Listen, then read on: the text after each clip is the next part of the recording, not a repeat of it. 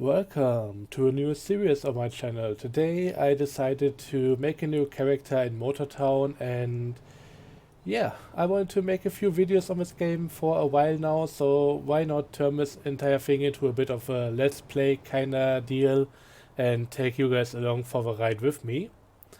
To be clear, I will not be showing off every single thing that I do in this game on this save file. I'll be doing a lot of off-screen grinding, but I definitely want to give you guys a first impression on every new job that I'm attempting. Though, to be clear, I'm also not completely new to this game. I've been playing this for almost a year now, so I know my way around the island. And I'll be doing things a bit differently from what I would expect new people to do. So not everything that I'm doing here is necessarily recommendable, but we'll get to all of that stuff in a moment. Let's start off by really getting into what this game is all about. It's about being a vehicular sandbox game. So you can own different vehicles, upgrade them, customize them, and take them out to do different jobs. Stuff like cargo delivery, bus driving, taxi driving, tow trucking, police work, racing, that kind of thing. I think that's all the major ones. And yeah, also I should have maybe mentioned that this is not my car. I'm not driving, I'm just in the passenger seat over here. For some reason, the game spawned me quite a ways away from my actual starter car. That means that I needed to get to that car to begin with, and hitchhiking seemed like the cheapest and easiest way to do. Maybe not the easiest one, but yeah, definitely the cheapest. We need money to do a lot of things in this game. And that guy isn't driving where I need him to go, so I'll just be jumping out and we are going to explore the world on foot for a moment. Yeah, where was I? So, the thing that usually happens when you start the game is you get a tutorial with different steps that you need to do, like driving your starter car, doing a few jobs around the town to get familiarized with the main pieces of content. I completely skipped all of that, and I'll also be selling my starter car, which is not something that I would advise anybody to do. But I have a certain idea what I want to do with this playthrough, and my starter car isn't really what I want to have here. We are going to see it in a moment. It's that blue and white Camaro looking muscle car over there. Of course, all the cars here are more like analogs to the real life thing. There's nothing licensed about them. And a lot of them also are part of different store-bought asset packs, which we are going to talk about maybe later this episode, maybe in the second episode or something. But yeah, a lot of this has been assembled by bought asset packs, and it still kind of makes for a good look here. Anyways, about the car here, usually it's a pretty good idea to keep this around. Just have a way to get around the map, and you can spawn in all your personal vehicles at any of the parking lots around the map. So that's pretty useful, pretty practical, but again, I'm going a different route here. I could have also used that car to later turn it into a taxi by applying one of those taxi signs to the top, but that's something that we'll see once I get my actual starter car that I want. And it's not gonna even happen in this episode because right now, well, I got 5,000 for that car since it was a used one. Every vehicle apparently only goes for half the amount of money that you need to pay for it. So even a replacement car would be too expensive right now, and that means that I kinda screwed myself here. So thanks for watching. That's the end of Let's Play. I have no way to continue this. Nah, just kidding. There are different ways to use a vehicle. You don't even need to own any of them necessarily. So let's get into that topic. I'll be buying a new car maybe in a few episodes once I have a required amount of money, which is 42,000 credits here. So that's gonna take a while. But in the meantime, it's possible to either rent out vehicles from a dealership, which we are at right here, or just borrow it from just a place where it's parked at. Um, the two things have very different implications on how it all works. In both cases, since it's not your own vehicle, you don't need to pay for any damages that you do to it. You don't need to pay for any fuel, but you will need to pay in a different way. Renting out cars means that every 10 minutes you will need to extend the rent and pay a certain amount of money. In this case, for this old pickup truck, which is named Dory, you would need to pay 22 credits. So that's a really tiny amount. If I was to borrow this car at one of the transportation hubs or cargo hubs, cargo warehouses, that kind of thing, there are usually a few of them parked around there, it would mean that I need to surrender a decent amount of my profits that I'm making with that car. So this is usually the cheaper way, and I'm going to go for this one in a moment. Another thing that I still want to explain, however, is that there's different levels in the system, and most of the cars here are level gated. It just so happens that the required level for this one is level 1, which I'm already at. But there are a lot of different job dependent levels, so let's get through all of them in real quick. Driver level is something that you just get by driving around. Most of the job levels are pretty much something that you increase by making money in that job. So for doing successful taxi fares, you get taxi experience. Delivering bus passengers to their bus stop will give you bus experience. Cargo deliveries give you cargo experience. Racing is a bit different. We can talk about that later down the line at some point. Yeah, delivering towed cars will give you tow truck experience, and you can also do police work, like going on patrol and chasing speedsters and reckless drivers, that kind of thing. And right now I wouldn't even have enough experience to get into most of these cars. This one, for example, requires a cargo level 8. The Lambo requires driver level 20 and so on, but the Dory over here, that's actually something that I'm good to go with, so I'll be just getting that one. And yeah, even some of the entry level cars for the different jobs require at least a bit of driver level, so the Dory will be something that I'll be using to, oops, accidentally jumped out of it, that I'll be using to also get the driver level up. So right now, since we have a vehicle that's suitable for cargo transportation, let's go to a cargo warehouse and see what they have on offer, what we can deliver to different places, and then we're gonna take all the stuff there.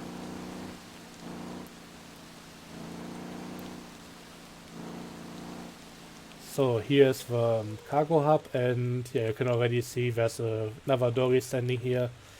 And I think the amount of profit that I would need to give up would be like something between 25 to 40% or so. I don't know if it is dependent on the vehicle or something, but it's really quite steep, so I don't really want to do that. So since we arrived at the hub over here, we can go into its menu. Let me just turn the camera so we can actually see the car here. And yeah, on the map I can see not only my own position down here, but also where every single piece of cargo that they have right now would need to go. So the island is basically, it has a ring road going around the entire shoreline, and that's my main route to go onto. There are a few roads that actually go straight through the entire thing, so that's also something that's worth noting. But for the most part, I'm aiming to stay on the ring road and just see if I want to go around the west end of the map or the east end and grab a lot of cargo that I can then deliver. So there isn't really too much here, but I guess I would be taking these ones first. So they're automatically loaded. I still need to strap them down. Oops, that was the wrong one. Let's just see over here. So yeah, there isn't really too much going on right now. Maybe I should have gone with the other side. That might have a few more things. But right now, to get started, let's just take all of this stuff. Maybe drive the car a bit forward, and you can already see if I'm braking too hard, all the stuff is just loose in there. So we're gonna take the cargo straps and just strap it all down, and now it's basically all completely fixed to the car. So nothing's gonna happen with it anymore. Even if we go upside down, the stuff would stay in there. Although I really want to have another quick look in here. The things on offer just rotate in and out quite often, and I can also pick up small cargo by hand. So yeah, right now it seems like most of it is more on that side, so you know what, I might just take that along as well. And yeah, I can also just put in the stuff manually, which is gonna become quite important for some different shops later down the line, because this allows you to stack up the stuff quite a bit more than what would usually be possible. Because I'm pretty sure right now, as it is, the automatic stacking system would have thought that after 4 boxes the whole thing is kinda loaded up and doesn't have any more space in it. It doesn't really go for stacking cargo. That's just something that you can do by hand, but it also takes a bit more time. It's a bit fiddly, but I also kinda enjoy it. You can stack it up quite high and it can look ridiculous after a while. I don't think I'll be going for that. Okay, I'm definitely gonna still pick up that one. There's another one here. Yeah, if I wanted to, I could stick around here for a long time and just go nuts on it. I don't think that would be too interesting to watch, so let's just pack everything up and get going, get on the road, and start delivering the things here. So let me just strap down this real quick. And last but not least, this box can just go right in here. Yeah, that's looking pretty stable. Again, nothing really can happen to the cargo in here. I can drive as much as I want. I can brake, I can do sharp turns. It's not gonna fall out. However, the cargo has an effect on... Let me check the map real quick. Okay, I need to go here. I need to go over there. But I also have some stuff on that end. Let's just go and go to the west end first. The cargo definitely has an effect on my center of gravity. I noticed some of the cars becoming very top heavy after doing some of this stuff. And I totally did not almost murder that person over there. Their fault for standing on the road.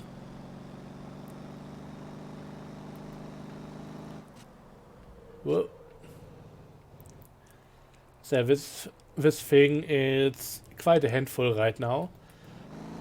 If I was to own it, I could potentially do a lot of things like stiffening the suspension, lowering the car, putting out the wheels a bit more with wheel spacers, so that would definitely improve the handling by a lot. I could also amp up the power, just get a stronger engine, install a turbocharger, that stuff. But right now, with this being a rental, that's not really on the table. So I'm just gonna do what I can and just go to deliver these things as they are right now. But later down the line, things can go kinda crazy.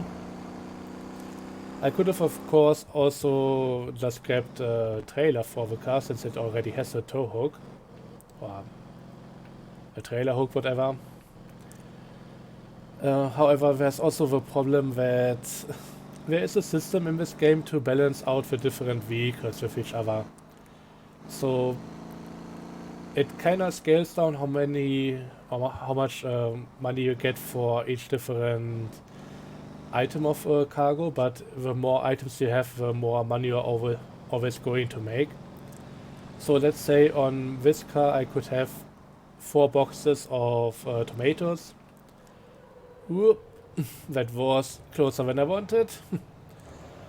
There might be another car that has space for double the amount. But that doesn't mean that you are going to get double the money, because the price for each individual crate is gonna go down. So it's gonna be more like 1.2 times the amount of money. So it's gonna be a bit more than what I would get from transporting an item with all the items with this car, but it's not gonna be quite as much as you would expect.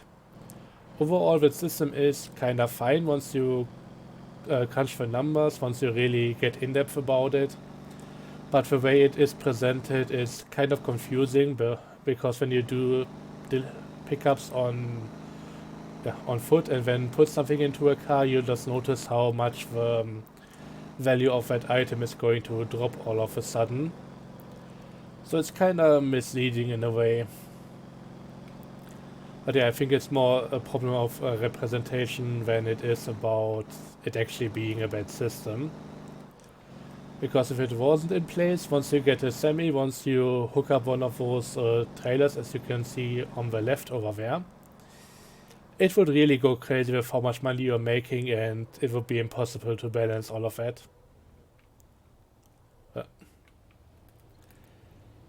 Yeah, right now we're just gonna take a look at this cargo hub over here, bit of a smaller warehouse, and maybe get another few items that we can also take along the way, going in the same direction. It's going somewhere south. Okay, this for example, a few more bottles, and I don't really want to take too many items. That's something that's pretty close up ahead. That's not gonna pay out too much anyway, so not even worth getting that. Yeah, I'm fine with keeping it at 2 more items. Otherwise, we'll just be sticking around here loading up the things, and thankfully those bottles are not fragile. Ah, come on. And you may be wondering why I'm handling this stuff so rough. That's not only just because it's indestructible, it's also that the people are not really paying me enough for me to care more about it. You get what you paid for in this game, and in this case the people are definitely not paying me enough. I'm just gonna blame them. Okay, I don't know why I was in first person there for a moment, but anyways, we are back on track, and the catching just then means that I had to extend my rent. So yeah, we are slowly becoming more poor as we go, but there should be a decent enough payout at the end of this. Maybe I should also zoom out a bit so I can still see the road and not only my cargo that's towering over the rest of the vehicle. This is fine. So yeah, I think as a first time player you wouldn't be doing anything like this.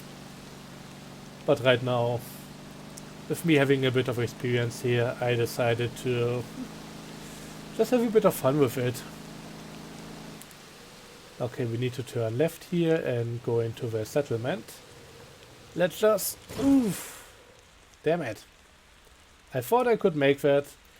Usually the NPC cars are pretty slow, especially around intersections, but that one just gunned it, and yeah, I should have definitely hit the brakes there instead of trying to drift it. But yeah, nothing bad happened here, it's alright. We don't even see damage on the car. To be clear, damage in this game isn't visible, there isn't any deformation of the vehicles. But you can definitely damage the underlying parts. So if you bend or if you damage your chassis, you get more drag and therefore less top speed. You can also get engine damage, cooler damage, which will mean the engine will overheat much more quickly. and maybe also transmission or something. There are few things that will just straight up reduce your power and that stuff. Could even blow a tire, but that's quite rare.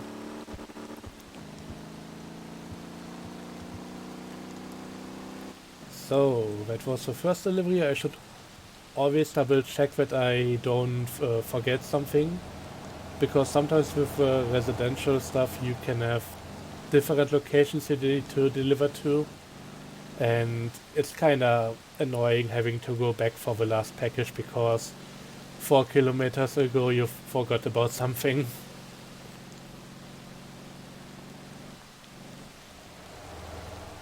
But yeah, we are just gonna go on straight and hopefully not mess up too much stuff here.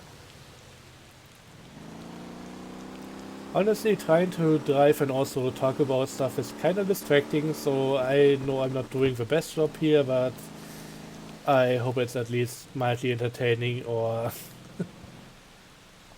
I don't know, has you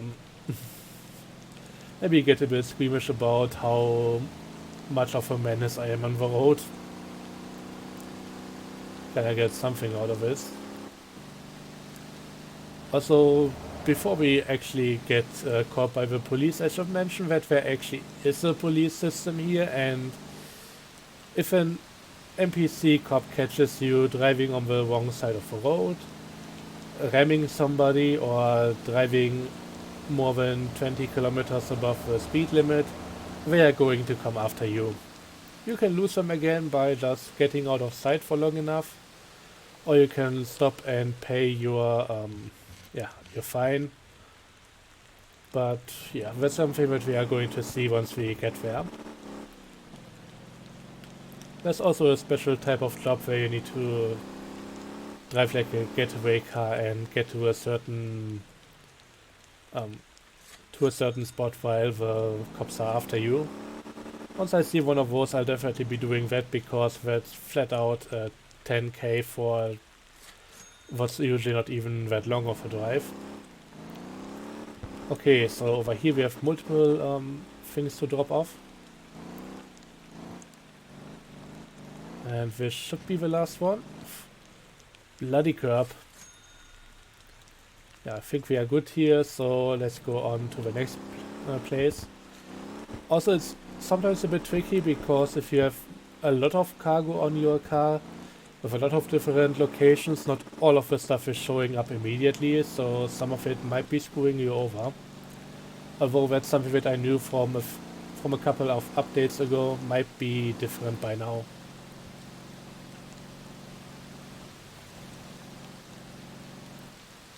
Okay, and now we are going to drive through the next major town here, which is Jeju.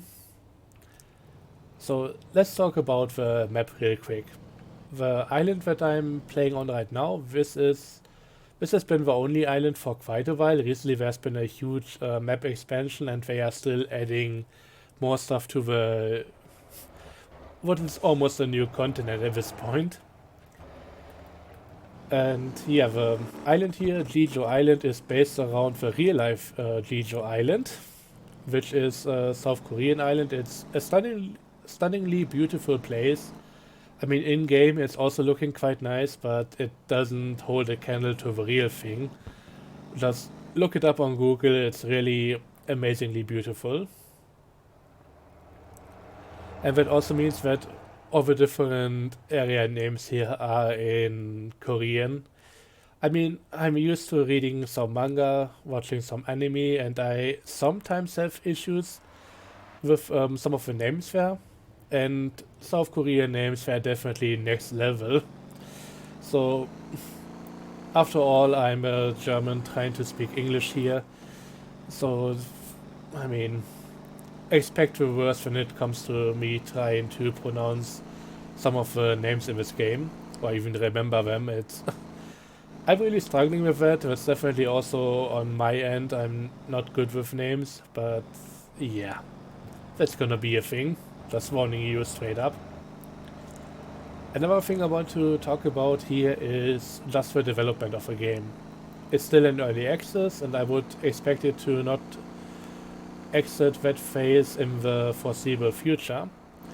Don't get me wrong, it's an absolutely nice game, it has a lot of things to offer, it's fun, it's playable, but it's noticeable that on a lot of aspects, more aspects of this game right now feel like they still need more development than there are any that feel completely finished. But the devs are working on it and it's coming along nicely. It's just gonna take a while because it's a very small dev team. From what I remember, there's like one main developer who started the whole thing, Mr. Wang. Hwang. Don't know how else to pronounce that. And yeah, there's a few other people helping out, like Betty doing the world building in the most literal sense. Like really assembling the towns, making the landscapes, putting down the roads and that kind of stuff. And I gotta say, over the course of the development, what I followed so far, there's really been an amazing job sprucing up some of the what used to be very small towns, maybe just a dead-end road and a few buildings around that. And now it's really a nice little town and it's looking so much better. It's really cool how the game is coming along. It just takes a while because, again, there are not too many people working on this. And there are also a few people doing vehicle models for the game. Most of it still comes from asset packs, including a lot of the vehicles that we can drive right now. But there are also an increasing number of things that have been made just for this game here. And while they all have the same low poly style, with some of them it's more noticeable than with others that they have been maybe pre-purchased. The things that have been made specifically for this game definitely have a bit of a higher quality to them. Like for example this car right here. The Dory only came out a few months ago and it's quite nice. Apart from the driving, but that can be improved with upgrades later down the line. Okay, I'm not gonna stay on that road because those flower banks usually are quite deadly. I would rather take my chances on the dirt road shortcut over here. I had too many cars die on the curbs. There is a way to recover them, but that's something that starts out real cheap but gets more expensive over time until a certain point where it's really kinda hurting, and yeah, I would kinda like to avoid unnecessary recover attempts. But yeah, I think that brings us to the end of our journey pretty nicely. And we've also been making quite a bit of money. I said that as I was just losing the next bit. But that's how it goes with rented cars. Still, we are almost twice as rich as we were starting out after getting rid of our starter car, so we could buy that back now. And apparently I damaged my car on the curb. Kinda expected at this point. Oh yeah, we are more than twice as rich now. So let's deliver the bottles over here, and that's gonna be it for this one. I think for the next episode I'll still be doing a bit more cargo, and then afterwards we should be getting into different other activities.